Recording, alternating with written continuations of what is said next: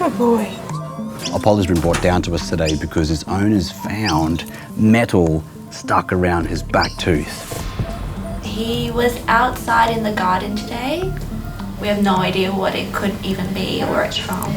Owner Lani acted quickly when she saw Apollo in trouble. It's quite concerning, so I definitely had to rush in today. Hopefully he'll be okay. Okay. One little quick peek if we can. You can see it's stuck in the side there. It's gone right into his gum. Oh, wow. Yeah, definitely something there. That is not going to be easy to remove. If you don't get that out, there's a possibility it could stay there and actually burn down into the bone, or if he actually swallows it, that could actually perforate his stomach. Okay. Yeah, that's what you got to do. Small little needle. Small little needle. Good boy. Good boy. Boy. Ah, you're a brave man. Okay. I've given Apollo some pain relief and he'll soon feel a lot better, but there's no way that he will allow us to remove that without an anaesthetic. Okay, Apollo, it's all right. I'm gonna give you some time for that pain relief to kick in. There we go. There you go. Stay there. He's naughty. He is so cheeky. Because he's cute, he thinks he can get away with like a lot of things. So Yeah. it works. But you fell in love with him like straight away, so you started to be like, I love him so much. Cute. Yeah. Now that Apollo's had his pain relief, we can give some time for that to kick in and develop a plan. Oh, good boy. It's time to try to get that thing out of your mouth, yeah? Okay. Gerardo's worried that if he doesn't remove the metal quickly, Apollo could swallow it and perforate his intestine. Good boy. So replacing an IV catheter, this will enable us to give him anaesthetic so that we can have a look in his mouth and hopefully remove that metal object.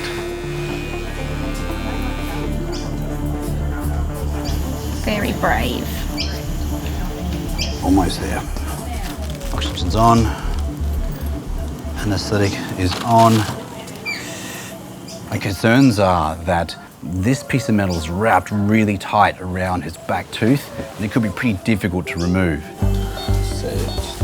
Oh, look at that. Ow. That is one side of a U-shaped clip. That has pushed through his gum. Must be painful. I think I'm gonna have to cut it off. So what we'll do is we'll flip it up this way and I'll get the bolt cutters and then we'll try to get that off. Got the cutters. Could you get any smaller ones? Yeah, I could. But these ones, I like these ones because nice and precisely cut something without having to use your wrists. Okay, you ready? Hold them still. Hold them still. 1, 2, 3. Wow. See? Nice and easy. There we go. It was like this. Somehow he swallowed that and went over his tooth, and these edges here, these little indents here, went on either side of his molar and burred away at the gum and also at the bone there. Now that the clip has been removed, I can see that the bone has been burred away and the root of his tooth is exposed. I'm hoping that the gum will heal back over, otherwise Apollo may need to have that tooth removed. The only thing we can do now is give it time and see if that heals. So let's wake Apollo up, but I'm fairly certain you'll be happy that that's off his tooth now. Definitely. Here we go. Good boy, good boy. Good boy, Apollo. There we go. Good boy. Once Apollo's up and walking around, we're gonna offer him some food and make sure that he's able to eat on that side. And if he's okay with that, he should be fine to go home. Oh, Apollo. 3 hours later, Apollo has woken up from his anaesthetic. We got some chicken. I just offered Apollo some chicken and he hoovered it down. And he didn't have any signs of pain. And I checked his gum and there doesn't seem to be bits of chicken stuck in it, so he should be fine to go home now. Good boy. Now that it's over and done with, I feel relieved. Definitely excited to have Apollo back. We've been waiting by the phone, seeing when we can come get him, so we're excited to see him. Apollo's relieved owners, Lani and Dakota, are keen to take their cheeky boy home. Mummy and Daddy are in here. Apollo, get this way. Oh! You're so silly. So it was Oh my goodness. like that. That must have been there for like at least a couple of weeks, I think. My goodness. For it to go to that degree. Thank you so much. Oh. Thank you so much. No problem at all, guys. This is what she ate. Swimming costume. That Good on the whole back. length, but on the at the bottom, bottom, that ties at the back. It goes for about a metre. And I haven't, like, for the last 3 days it's been coming out, and it's only been like little bits like that have been coming out. Collectively, we've only recovered about 20 centimetres worth. I mean, the most obvious thing is how depressed she looks right now. I mean, she's got quite sad eyes and just looks very down in the dumps, and that actually does mean a lot because it's showing she's not feeling well. And no eating, she hasn't been eating She at all. hasn't eaten in about She won't eat a thing. 24 to 48 hours. So she's ate Marie. Is she normally a bit grumpy like that? No. No, okay. It's usually fun and games for her, but right now it's quite vicious. Yeah. I'm gonna feel her abdomen here and just see if I can feel anything abnormal. In fact, she's got a back arched. It says that she's certainly sore there. You can see a reaction to that. She doesn't really like it. It's your hat. It's your hat. What's that? This is like, her you know, when best you're a friend. baby and you have a blanket and you like grow up and you take it with you, that's what Marie does with her hat. You have to understand they not only love this dog, they live their lives through Marie. And I just said to her, Marie, I don't think you're old enough yet to handle a mobile phone. So Twitter's out of the question. She has her own sombrero, which can be seen on her Facebook page. She has 81 friends at the moment, including Chris. It's just hard to actually keep it quite a serious mind when you hear about Marie's obsession with the sombrero and her eye for fashion and Facebook pages and all the rest of it. In all seriousness, you do actually have to keep a focus and realise that you've got a sick dog here. So there's one little part just high up in her abdomen, which when I feel it, it squelches and it's gassy, and she just jumps a little bit. Well, she's letting me feel all of it apart from one area. You hear that sound? Oh. That's actually gas in her intestine. Okay. Oh. Another one. It's a little bit biley, so it's just showing her gut's a little bit inflamed as well, which is what we'd expect the way she looks. The concern I've got is that we're still missing at least a foot of swimming costume. She could have chewed on that and then left it somewhere around the house, or she could have chewed on it and swallowed and left it somewhere in her intestine. Her heart rate's quite high, which to me says that she's in a bit of pain, and it's just a little bit shocky. I mean, her behaviour indicates she's in a little bit of shock too. She's just a little bit erratic. When was the last time she pooed? Early this morning, yeah. This morning. No swimming costume? I'm the one who always gets the swimming costume. So no bits came out this morning? Mind you, I didn't really check. Yeah, okay. Just should be hearing more gut sounds than I am. So her gut should be squelching occasionally, and it's pretty still. A reason that a gut becomes still is if it is blocked. So it's something we do need to have a look at. So the point of this x-ray is really to see what's going on in that gut, and almost like a drawstring in, well, swimwear, it pulls tight and actually almost locks that intestine up into a loop, and if that's the case, that intestine can actually die off, and that can be really serious really quickly. Can you widen it a bit further, make it longer? Yeah, that's perfect. Okay, ready? X-ray.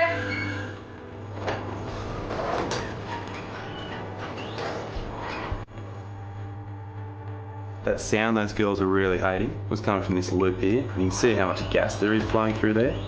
The unfortunate thing about the swimming costume is that it doesn't show up in x-rays. It's not like bone or you know, a rock that might be in the intestine. Essentially, it's invisible. The characteristic signs of blockage or an internal problem are a gas build-up and also an intestine that is all coiled up, basically uncomfortable, and it's inflamed. So the choices really are, do we let nature take its course and let Marie try and pass that out, or do we get in there and remove this before it can cause problems? And if it causes problems, they could be really serious problems. It's a tough choice. Do you want to come through and have a look at Marie? I'll show the x-rays as well.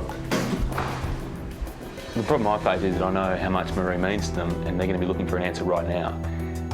The other problem I have is that I don't have one. And so we're just going to have to work through the next few hours to work out what the plan is with Marie. The swimming costume cord isn't going to show up because it's not dense enough, essentially, to show up in X-rays. So we're never going to see it. But what we're looking for is signs that it's there. Do we have to like wait it out, or? That's what we're trying to work out at the moment, is whether we do wait it out or whether we do operate and actually try and remove that cord right now, if it's in there. But what happens if you choose to operate and then it's not in there? Exactly. This dog's essentially my baby. Hillary bought her for me. In all seriousness, Genevieve's brother died about 6 months ago. Obviously, she was beside herself, and we just moved out together. I mean, we don't do anything without Marie. The other day, we went and saw a psychic, and Marie came with us. And She's been to the museum, the art gallery. She saw Spider-Man. She's pretty much one of us. I have a laugh with the girls about the way they treat Marie, but when you know what they've been through, it makes you understand why that little dog is so important to them. This familiar sound, Marie? With small dogs, it's actually quite hard to get the catheter in.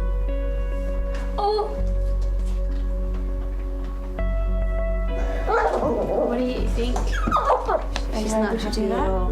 Can I try doing this with you guys outside? Sometimes dogs are very different without their owners there. Sometimes it sounds strange, but they do, in a way, show off or play up when their owners are around because they know they can get away with it. So we do have to be a little bit tough on Marie right now.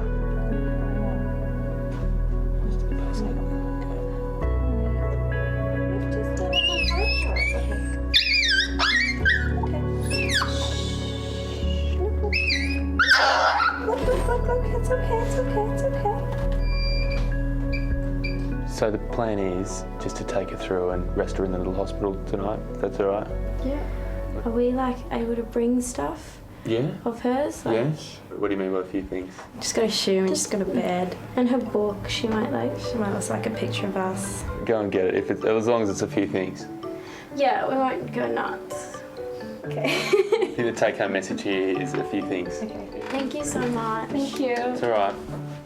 I'll see you soon. A few things, you reckon? We'll see.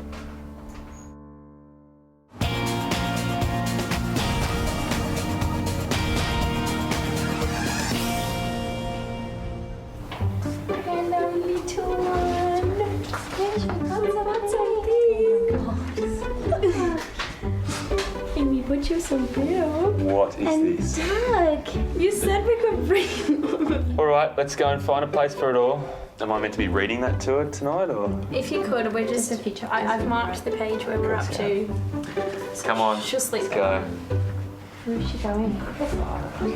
She is quite sick, as you can see. I mean, you know for yourself just by looking at her, she's not well. We've just got to make sure she doesn't get worse and get worse quickly. If she does, she goes to surgery straight away. If she's stable, but there's still no improvement, she's probably going to go to surgery anyway. Are you sure she's comfortable? Is she going to say Hail Mary? No, we'll leave the religion for off camera.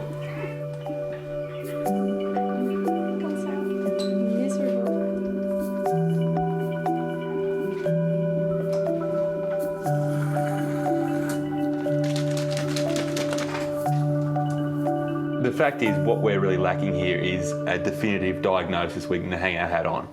My hope with this barium here that I've just mixed up is that we might even be able to outline that mysterious swimsuit cord that we're all looking for. Good girl.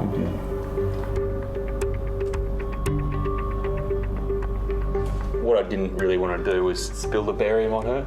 It's tricky when she's behaving the way she is because any barium that ends up over her fur shows up on X-rays. So in certain shots, it could be just in the wrong place and confuse me. So we have to try and clean some of this off. The plan now is to really wait for that barium to work its way through Marie's intestine, see where it ends up, and from there we'll get a great idea with our first X-ray first thing in the morning about whether we need to operate or not.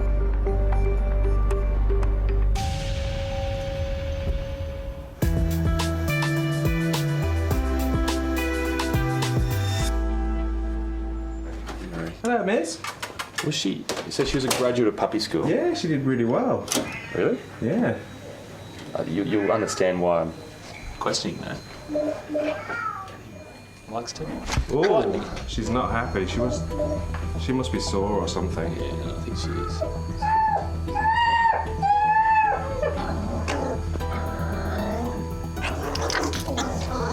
Okay.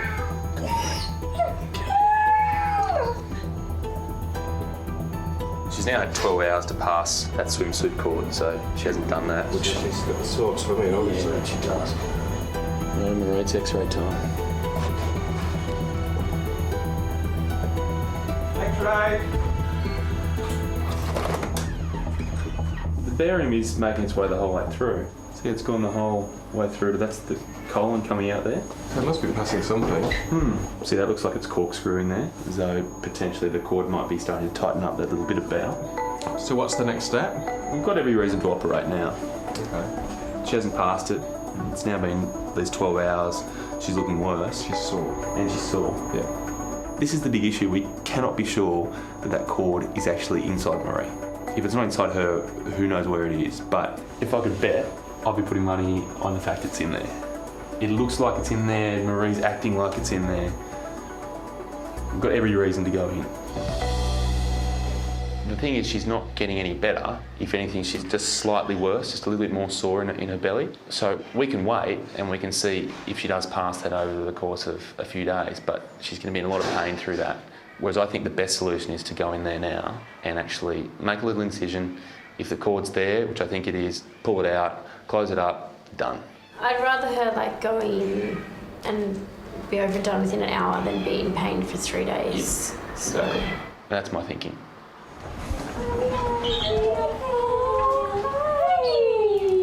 Marie, did we bring you some flowers? Look, it's your favourite colour.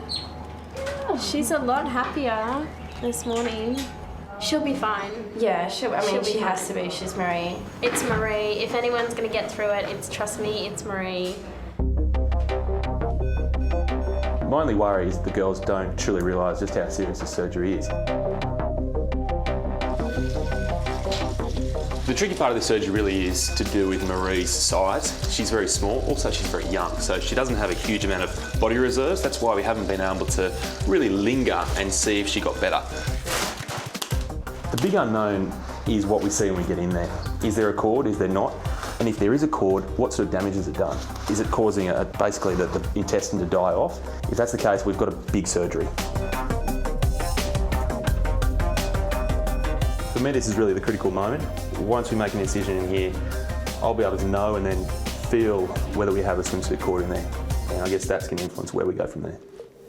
What do you think, Neil? Where's your money? 50-50. 50-50? Jeez, thanks for the faith. Yeah, nothing yet. Chris has been forced to open up Marie to find out whether a piece of swimwear cord is causing a dangerous blockage. Huh. All right. So there's a little bit of swimsuit actually inside her cecum. Now, if it's been sitting there and essentially fermenting and causing irritation, then that may explain why she's been sick. It's almost like appendicitis for a dog. It's proof at last that Marie did make a meal of that bikini. But there is some good news. The thing is, where it caused the problem is actually pretty close to home. It's only got to go down the rest of the colon and then it's out. So rather than making a cut and actually potentially causing an infection, I'm actually going to milk it through the colon so it only has maybe a few centimetres to travel and actually then leave the body. So that's really the last of the intestine checked. I'm pretty comfortable there's no more swimsuit cord in there. I guess the mystery now is where is the rest of it?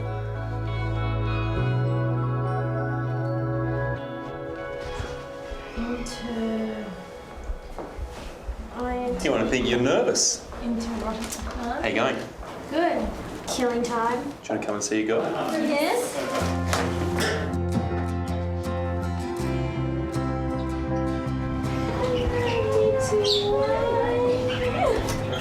Come here, my family. Come here. The wagging tail's a good sign. When we went in there, the first thing I did was start at a stomach and then work my way through the intestine trying to find if there were any blockages or any of that cord there. And in the cecum, what we felt was something was in there and we moved it through and it was what felt like a little piece of cord or a little piece of material. And so we pushed it down her colon, so she'll actually pass herself. Once she can eat, once she can keep it down, and once she can prove that she's over the anaesthetic and over this whole hurdle, then she can go home.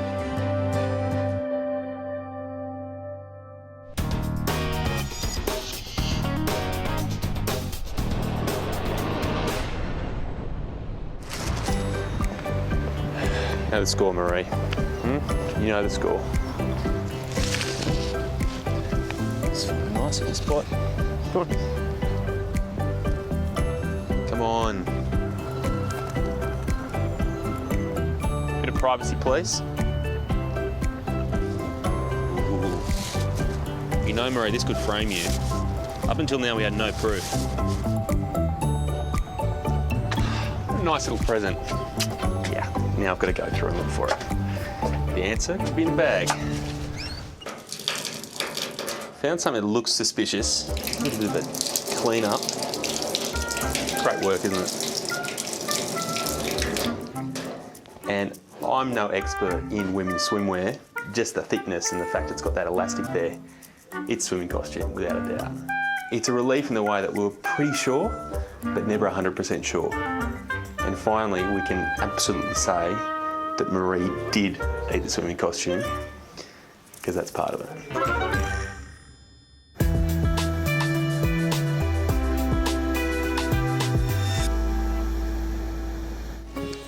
Never thought I'd say it, Marie, but I think I'll miss you in your own little unique way. There you go, look out. There we go. Come on, Marie, let's go. Are you excited or something?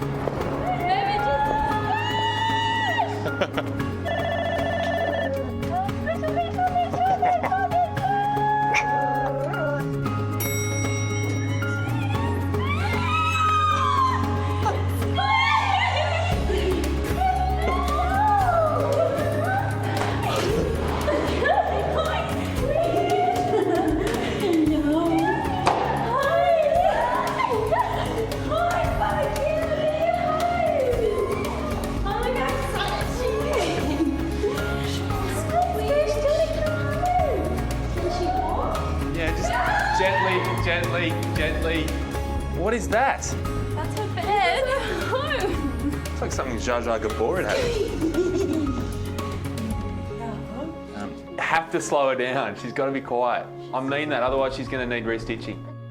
There are some things that you need though. First of all, there's obviously that. Okay. Maybe keep that away from her. We'll frame that one. Yeah, but if you really want to frame something, this is probably more important. That little thing there, that has actually been through her gut, so... Really? Yeah. Unbelievably exciting. We were pretty worried. We were really emotional the whole week. All right, I'll see you later. Thank you so much, Chris. We really appreciate it, and Marie does as well. We'll definitely be sending updates. Yeah, I know. I'll miss you all. Thank you, Chris. And we'll see you soon. You, Marie. Bye-bye. Bye. John has come to Scott's Isleworth practice in London, worried about his red Burmese cat, Alex. Very quiet, mate, isn't she? Several days ago, the mischievous one-year-old ate something he shouldn't have. Alex is hyperactive, never sits still, and unfortunately he found some baling twine. The next day I found sick on the stairs, and in the sick was the baling twine. He hasn't actually eaten any string before, no. Hi there, John. Good morning. Hi there, Scott. How you doing? You well? Not too bad, thanks. Good to see you. Hi, Alex. Eating any more string overnight, or? No. He's giving it a break now, He's is he? giving it a break. Yeah. And any more vomiting? No. Okay. All right. So a little bit of improvement. Yeah. But still some concern. Right. Okay. All right. Well, let's bring him back down into the hospital. Okay. We'll have a little check and then we'll go from there, shall we? Do you want to take him? Yeah, sure. I'll get him. Come on, lad.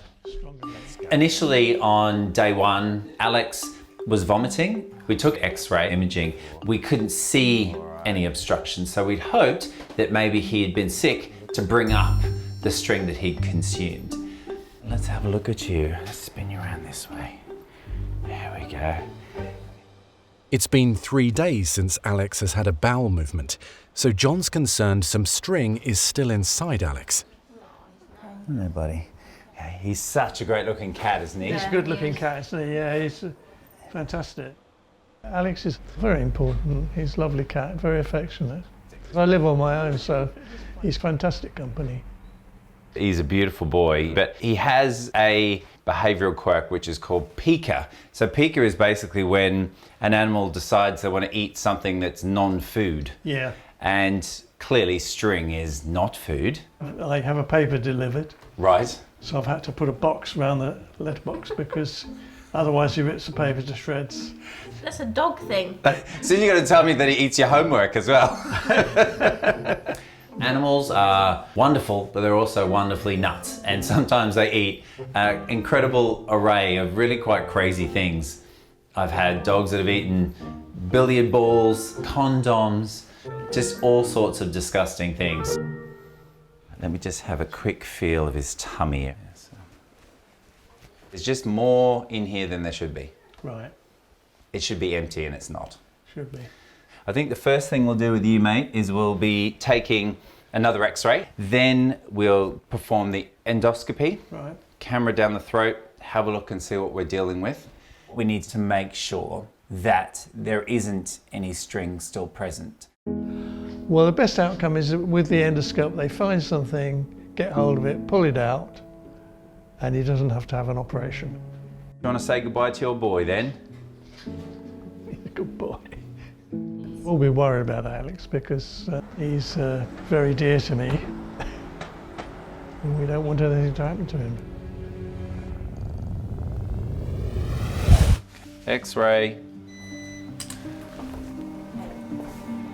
What we've got here is we use these balls, they're barium, which come up as dents on an X-ray, and that gives us an idea of is it a complete obstruction or is it a partial obstruction? Now these were given to this cat over 24 hours ago. These balls are still in the stomach and they should be emptied probably around 6 hours after they're consumed, and that's just not normal. So it just shows there's something in the stomach which is blocking the progression of these balls through the gastrointestinal tract. To find out if string is causing the blockage, Scott puts a camera down Alex's throat and into the stomach. Okay. Unfortunately, what I'm seeing is quite a bit of blood in here. And if there is something stuck in the stomach, obviously that's enough to make it angry. Okay, so just pull it back a little bit and keep going.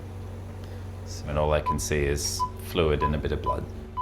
So what I need is a bit of air put in there to then open up the stomach and hopefully show me whatever it is that's lurking in there. I need to get better visualization to allow me to see what I needed to. So my colleague Judith came in and together we were able to inflate the stomach enough to be able to see the problem. Okay, so that's much better. Whoa, what's that? Whatever it is, it's starting in the stomach and then it's going down into the small intestine. It's not good news. If string has entered the young cat's intestines, Alex's life is in danger. Sort of fibrous. And I'm just worried about what injuries I might cause if I pull it out. Whenever any animal consumes what we call a linear foreign body, it's always something that we watch very, very closely. The concern is that when you swallow something long and thin, it can cut the gastrointestinal tract, which doesn't run in a straight line, it runs like a concertina. So this cat could have really severe injury to the intestine, peritonitis, shock, and can die. You can see it's going down into the small intestine, can't you? Yeah. So there's no way I'm pulling that out, because if I pull that out, I'm gonna cut. Pretty dangerous. Yeah. It's a horrible looking thing, whatever it is. Scott must now perform emergency surgery before the obstruction travels too far into the intestinal tract. Poor boy. So we're gonna go nice cranial incision right over where we believe the stomach is. In London, Scott's been forced to perform emergency surgery on Burmese cat Alex to try to retrieve a length of string that's now lodged dangerously in the young cat's intestine.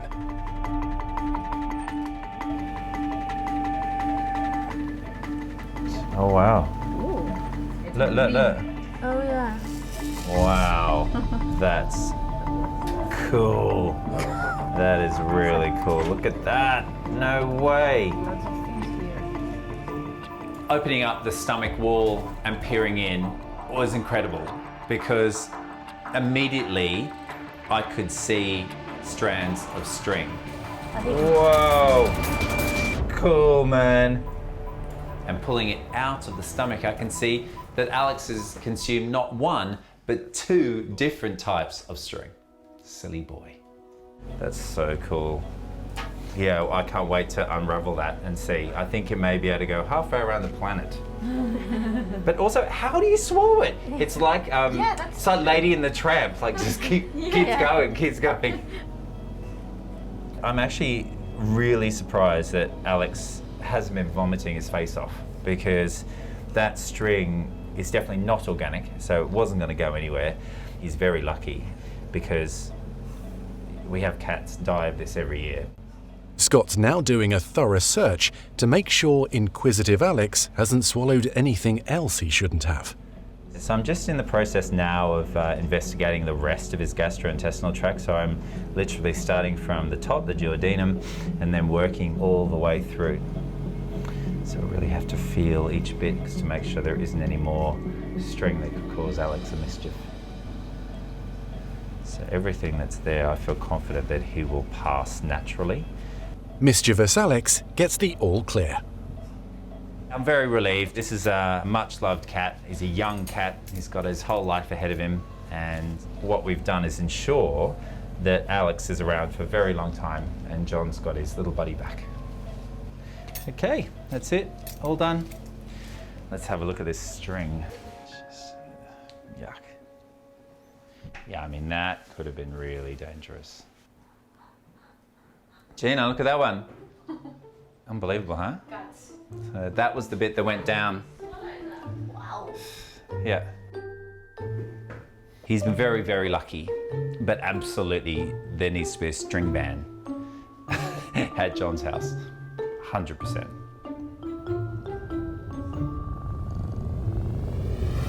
John thinks that Alex is not going to be the cat for a cone of shame, so then I thought we'd go for the medical shirt or cat t-shirt. In London, naughty string-eating cat Alex is ready to be reunited with his loving owner John after Scott performed emergency surgery to retrieve dangerously tangled string from the 1-year-old's stomach. He just looks completely unimpressed. Sorry, mate. Poor boy. Is she gonna find Daddy?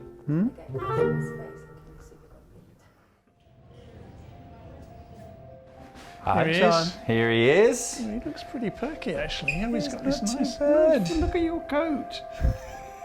I think he's more unimpressed with the clothing than he is with the surgery. Yeah. But the surgery went really well, and it was quite a ball of string that was basically right at the base of the stomach. Really? Do you want to have a look at the string? Yeah, we'll have a pretty look impressive. at that. Yeah, why not? You have him. There you go. I'll go and grab the string. John lives on his own and he only has Alex for company. And it's very clear that he absolutely adores this cat. They have a really close connection. It's very, very sweet. And I also love it when guys love cats. It's really lovely to see a bloke that says, yep, I'm a cat person. Have a look at this one. It's amazing. And how you manage to actually swallow that is quite extraordinary, isn't it? Just chewed it up. Just keep on swallowing. Yeah. Eventually he'll learn that that isn't food and that food is food, but I don't know when that'll happen. So in the meantime, I think you're just going to have to watch him like a hawk. Yeah. I'm really excited to see Alex again. We're quite happy. He's very dear to me. There you go, buddy. Shove him in, Pop shall him I? in? Yeah. There we go. All right. Lovely. All right. We'll see you later, John. Bye, Alex. Take care. No more string now. In Bondi, Alex has come in to see Kate, worried about his beloved companion Lewis, who's a Springer Spaniel. He started limping a little bit yesterday and I noticed an infection between his toes. He hasn't slept at all last night, he's off his food and yeah, so I've brought him down here to Bondi Vet. Hello. Hello. How are you? Oh, hi, Lewis. What's wrong with you today? Dear, oh dear, are you a good boy? He's been licking his paw. See? Yes, okay, I see. Alex has brought Lewis in today because he's been licking his paw all night. Not just a little bit of licking, I mean like licking his paw all night. Let's go, come on this way. I know you don't like it, but we're not going to do anything too bad. Okay. So Lewis is adorable. He's an adorable dog. He's so lovable, but God, he's so difficult. So Lewis, what has been going on with you? So he's been licking his foot. He got epilepsy 3 months ago. Yeah, I saw that. And so he's had 4 seizures. Wow. And then he's been up all night licking his paw. Okay. And it's gotten a little bit bigger and I can see 2 holes between them. Oh no, Lewis. Have you got sad eyes, Lewis? I'd have sad eyes too if I had a paw that looked like that. I did take him to Centennial Park and he was jumping in and out of the bushes. Ah, bush bashing. He's been bush bashing, out in the wild, Lewis, having a great old time, and now all of a sudden, I bet you, he has a grass seed stuck up there. You want to show me what it is? Oh, it's here. Yeah. Well, that's not very good, Lewis, is it? Arrow-shaped grass seeds can easily penetrate a dog's skin, where they can quickly become infected and incredibly painful. So the likelihood of this being a grass seed is pretty high. That's what I thought. It's not very good, is it, Lewis? Ouchies.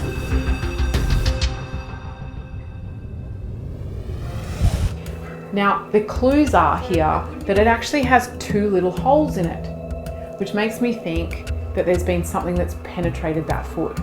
It's summer, he's been bush bashing, I bet you he has a grass seed stuck up there. Lewis, this is not your first rodeo. You have had many a grass seed. About that time either. So you had a million of them. Yeah, he had like 15 in one like armpit 15 in and one 12 in the other. Oh my gosh, a few years ago, I took out 15 grass seeds from underneath Lewis's arm, and I remember he was so difficult. He hates having anything done to him, especially someone touching his feet. So let's give him a little bit of sedation, right? Just to and some pain relief so he doesn't feel so anxious. Yeah. And then what we're going to do is let's go and have a look what's in that foot. Okay, well, Lewis, looks like you're going to be staying here. Both my kids have moved out. I work from home and in a 3-bedroom house, so it's like I'm alone. And so he's always there. He's my shadow. I'll just be at home and probably just wait for a phone call to come and pick him up, and I'll run over. Yeah, it's gonna be weird. I might hoover. He's very attached to his dad, isn't he? You know, he loves his dad, like loves. So poor old Lewis has recently been diagnosed with epilepsy. So that's not great. He's on medication. It's reasonably well controlled. But in saying that, it does change the way we do things. We need to make sure we're extra precautious, and really he does need to have an IV catheter put in. And that's because if he seizures here, we need to be able to get him out of that and treat it. Why don't we do a reasonable dose of Torb? Let's see if we can get him down that way. To make the catheter insertion less stressful for Lewis, Kate's giving him an intramuscular injection. See how it wasn't that hard, Louis? Well done, guys. Well done. We've got a line in. Yes. And now we've got him on the table. He's nice and calm. He's ready to go. So you can see when I put some alligators in, look how far that goes up. Right? And that's because there's been something that's penetrated that wound. And if we're very lucky... So I actually have dreams about this particular scenario quite often, and you know, in my ideal dreamland I get these alligator forceps and I put them in and out comes this giant grass seed, but it rarely goes like that. Leo, I want you to go through every single paw and just make sure in every single digit that there's no grass seeds. Most of the time you dig around in there for half an hour and then you realise like, dang, I'm not getting anywhere with this. So, unfortunately, I can't find a grass seed in here. but that's not unusual. So there's two options. Either it's already come out and he's got it out by licking it, and now it's just an infected foot, or it's still in here and we don't know where it is. Darn it. Okay, well I can't find it. Okay. Which is a, darn it. So what are we gonna do with this foot now that we can't find a grass seed? So we're gonna use a little scalpel like this, and we're gonna just make this bigger. We're gonna cut it open and we're gonna let it drain. We're gonna flush it and we're gonna get this to heal. This foot is very infected and he needs to go on antibiotics, but the infection has not only been caused by the grass seed itself being in there, but it's also been caused because Lewis has licked it. So we're gonna have to be creative and find another way for Lewis to stop looking at his foot. Oh, he's gonna have to wear a cone. He's gonna hate the cone. 2 hours later, owner Alex is back and ready to take his special boy home. I've missed him today. But really. Hello! Hello! Baby! Baby! Are you okay? No. Oh, hi Dad. It seems like a big day. It's been a big day, hasn't it? No grass seed came out. Very sad. Right. But you know, as I said, like it's an anomaly when a grass seed comes out. Yeah. So what I've done is I've opened it all of the way and it's had a really good flush. Yeah. I've kept it open because I want it to drain. Okay. Right, and I don't want to bandage the foot because it's going to be more infected if I bandage it. You love him a lot. I love him a lot. He really loves you a lot. I know. He too are like little an inseparable pair. We are. And it really is lovely, isn't it, Lewis? He's my shadow. And you're going to stop licking your foot? We've got to stop licking your foot. So what do I do if he starts licking his foot? Well, See? here's the other sad news. Lewis has to have a cone. A cone? No. I know, I'm really sorry. I try really hard not to use cones. He's just gonna hate that. He's gonna bump into everything. Okay, for how long? Can you give me 3 days? I can give you 3 days. He's gonna hate it. I know he's gonna hate it, I know. Poor old Lewis, I don't have much other choice. I'm gonna try and get this cone off him as soon as I possibly can. Next 3 days, that cone's gonna come off. And I think with some antibiotics and some anti-inflammatories in the next couple of days, that foot is gonna be looking just perfect. But in the meantime, I feel like Lewis is gonna be a sad little sausage. Lewis, you're in for a big treat, Oh, aren't you? no. This is not going to make you embarrassed at all. Dr. Kate's not putting it on, it's all your dad. It's not me, no, it's Dr. Kate, okay? I don't want to be the bad guy. I love him to death, you know, and stuff, so they did a really good job and things, and I'm really happy with the outcome. All right, Lewis, it's time to go home. See you, bye. Thank you. Bye, Lewis. Bye, Lewis. Let's get out of here. Skedaddle.